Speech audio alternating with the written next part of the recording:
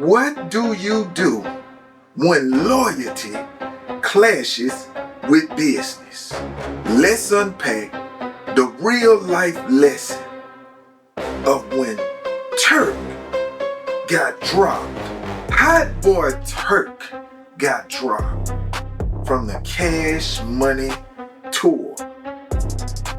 You gotta watch people, man, because everybody don't appreciate, be snakes, be, opportunists, you know what I'm saying? You gotta watch who you look out for. You gotta watch who you give your pearls to, man.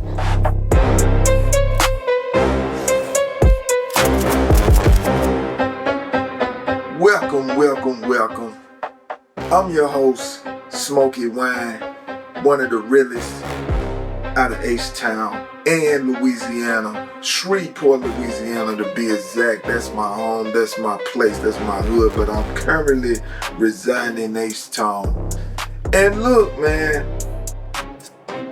we gotta unpack it. We gotta go to it because, I'm an artist myself. And I got something I want to tell y'all to a brief story about, me and the Cash Money millionaires, from back in the day. An unknown story. They did real quick though. But, look, I kind of saw this coming, but I didn't see this coming, right? And it's a lesson to be learned in all of this, because I'm peeping the game and I'm extracting the wisdom from the whole thing. And I want to lay it out to you in the streets so you can know what it is, man, But look, I saw this thing brewing online between BG and Hot Boy Turk for a minute. What's up, Turk? Interview with Beehive and Holman was asking him how to rate the album with the Hot Boys. Turk, you know what I mean? He was saying he know for sure his was better than yours. So how do you rate it? For a minute. And when I look at the whole thing and I try to pinpoint the foundation of it all, you can really catch it from when the artists, they gonna say it, they gonna let it be known. And one of the things that caught my attention was when Hot Boy Turk, he went, I think he went a little too far. When you get mad at your homeboy, I think he really went a little bit too far. Because when he said online publicly, and he said, talking about BG, when he did the album with Gucci Man, he was talking about how, it's just, it was hot, it wasn't hot, it was trash. I'm gonna play a little bit of the clip so you can hear what I'm talking about. That's why you leaning on the past, bro. You did a whole album with Gucci Man, bro.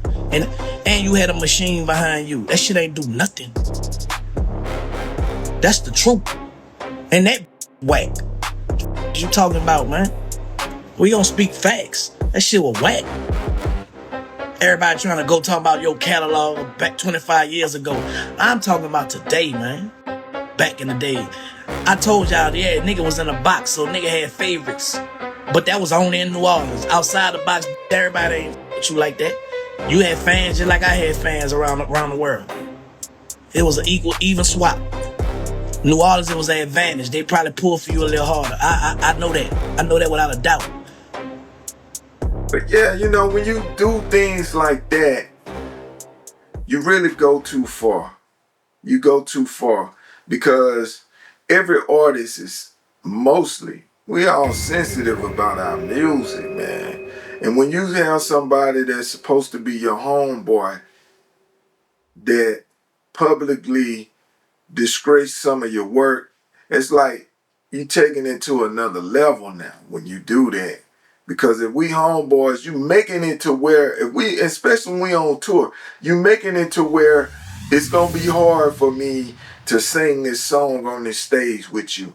You know what I mean? Because I feel some type of way.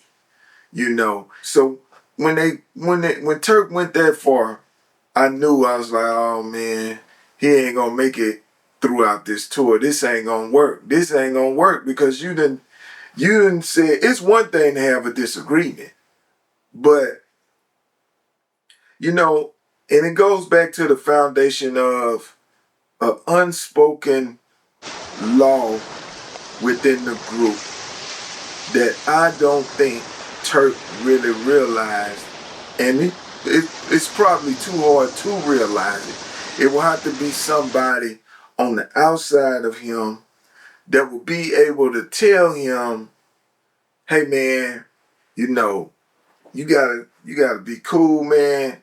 You know, out of all the members of the group, for one thing, you know, being honest and keeping it real, man. Personally, when we all listened to Cash Money albums and we was listening to that music, man, when I really think about it, all Turk's verses, most of them, at least I'd say 95%, and that's a lot. Most of Turk's verses were like, it felt like filler verses. It felt like verses that you heard, but you was just waiting on, like, to get to Juvenile verse or to get to Wayne verse, or you waiting on to get to BG verse, you know. And it just felt like filler verses a lot of times. And you know, we all like Turk. Everybody like Turk, but we like Turk because Juvenile, BG, and Lil Wayne like Turk, and we felt like that was their homeboy, and so we wanted to support Turk just because we support them. We support them all. You know what I mean? So it was a unspoken thing that BG, Juvenile, and Lil Wayne, you know, especially now the bottom line is it just really felt like those three guys was like the king, and they kings. Turk a king in his own right, but when you put him next to such talent like BG, Wayne, and Juvenile, it's like you gotta line him up and put him from first to least, and then he would be the least. Now I think that got a lot to do with when he was rapping with them. They didn't spend a lot of time, because I remember they didn't spend a lot of time crafting Turk's story as much as they did with Wayne, BG, and Juven. And you know, that probably hurt him in the long run. Maybe it had something to do with him going to jail, going off on drugs. You know, it was a lot. And, you know, other people was on drugs, BG, and, you know, all of them probably. I don't know, you know what I'm saying? But I know BG was, but at the same time, he still just had such tremendous talent to where the drugs became part of his story. Him going to jail, all that became part of his story that we looked at in admiration because he didn't snitch and because of the things he was rapping about. You know what I mean? A lot of things he was rapping about, all of that kind of stuff come with jail or death. So I ain't gonna say we expected it, but it's just part of it. You know what I mean? So it wasn't like a big surprise. Not that we wanted BG to go to jail, because man, I got much love for BG. But I'm saying that's just what happened, and that come with the territory. The wisdom part of the wisdom, you know, and I think I got a few different wisdom points, about 3 different wisdom points that I can get out of this. Is just like in the 48 Laws of Power, you know, you don't really want to, I won't say, I don't want to say outshine the master, you know, because they was all homeboys, but I do want to say that you don't need to ruffle the feathers of the king. If you know these people the king, you know what I'm saying, you don't need to go too far. You need to be wise with your words, you know what I mean? And I just don't really think that Turk was real wise with his words, you know what I mean? Sometimes, you know, you got to handle stuff behind closed doors. You know, if you get into it with somebody, that's your homeboy. You supposed to say, okay, we're gonna handle this behind closed doors, but they went public with it. You know what I mean? And even if BG said or did something first that got on your nerves or that rubbed you the wrong way, you have to be wise enough to recognize, look, I don't have all of the chess moves that I need to have to be going at this dude like that. You know what I mean? And then, you see this guy working real hard. BG, I've been following BG. You know what I mean? BG been dropping music like every other week. If not every week, he dropping new videos, new music. Check out his page. You'll see for yourself. He's steady working. He's steady grinding. You know what I mean? You know what I'm saying? But yeah, man. Ain't on nothing, man. You hear me? Told you, man, we all gorillas around here, man. So one more ain't gonna stop no shit, man. You dig? And that's just how we moving, man. You know what I'm talking about? Said Turk say sorry. I'm saying, don't owe me no apology. You hear me? You know what I'm saying? I ain't even much tripping like that. You hear me? You know what I'm saying? Turk, on the other hand, he was grinding with the podcast. But, I mean, when it comes to pure music, man, BG been putting in the work. So this guy is real serious about his music. So one thing you should not say is say something about his music being whack. That's going to definitely put y'all at odds. You know what I mean? Now, second part of the wisdom thing, what wisdom rule and key that I saw was, I don't know for sure, but it looks like, just looking from the outside looking in, it looked like BG and the rest of them, they played a power move. They didn't really come at it like, okay, we're gonna fight and all this kind of stuff. No, we ain't gonna do that. We're gonna keep this tour going. But guess what? They all know, yeah, you know what, he the weakest link with this music. They already felt like that. Because whenever you say that, when you get mad, and that's one of the things, if you look at the clips, that's one of the things that BG said. So whenever you say something when you get mad, that most likely that's how you feel in your heart. You know what I mean? That's how you feel about it. Then when you look at the things Turk was saying, that must be how you felt in your heart all along. You know what I mean? So when you get older and you get wiser, like all of them have gotten, you know what I mean? Sometimes you get to a point to where when stuff you did with your homeboys and how y'all was homeboy when y'all was kids or teens, it don't apply the same way. So you start realizing, yeah, I need to cut this person off. Yeah, this person ain't good for my health. And that might be something that BG might have put in his heart to where, you know what, I don't need this type of energy. I don't need this dude around me. You know what I mean? And I just think that Turk wasn't thinking like that, So when you see I'm gonna play the clip of the way the interview went down, the way with Turk and his wife when they were talking. When you look at that, right? And no, you're not going to give a small percentage of what you owe. Absolutely not. We reject the offer. We reject it. And if you want to remove Turk because he don't want to accept what you're giving him that's different from what he's owed, that's fine. But do not make up a false narrative that it was a security issue. Because where was the security issue in the same day when you offered the money? Make a little bit of sense to me. Now, some people gonna believe what they want to believe because they don't like Turk. Or should I say they don't like us? Because if you don't like him, you don't like me. And I don't like your ass. It's just that simple. It's just that simple. We don't need nobody, nothing. And when he got his money, you better know. He's a smart man. And I'm a smart woman. You gotta know that. Motherfuckers kept their foot on our necks for years. Because sometimes the spirit in other people, they recognize the spirit in you. Sometimes it ain't even the people. They recognize the spirit in you, and they know the spirit in us is one that don't die. It's one that's built for tough, heavy, Yeah, real heavy.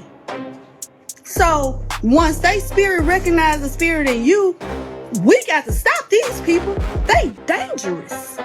And not in the sense of violence, but we dangerous in the sense we don't need you. You can really see that, okay, they set this up to make it look like, okay, yeah, this like an opportunity for us, because the promoter tripping even went to jail. Okay, cool. Then since we got a contract with Turk, we can just put it, hey man, you're a threat. That's gonna make everything look different because of the way we saying, oh, we try to offer you money, but you ain't want to take it. They knew you weren't gonna take it. That's what I believe. They knew you weren't gonna take it. So when you don't take it now, oh, you breaking the contract. Oh, you. So now, hey, we ain't liable no more. You see what I'm saying? That's why I look at it. They ain't liable no more. That's how they looking at it. Cause if you break everything off, then you go by your way. You do exactly what we want you to do, which is leave. So I look at it like, okay, this was a perfect opportunity for them to get rid of Turk. Now I heard that Wayne, sometimes he don't be there. I don't know, because Wayne and Turk, they was really close. Wayne wanted all them to be together. Wayne was the one most likely who kept everything together, but when they got mad at each other like that, he probably felt like it ain't nothing he could do.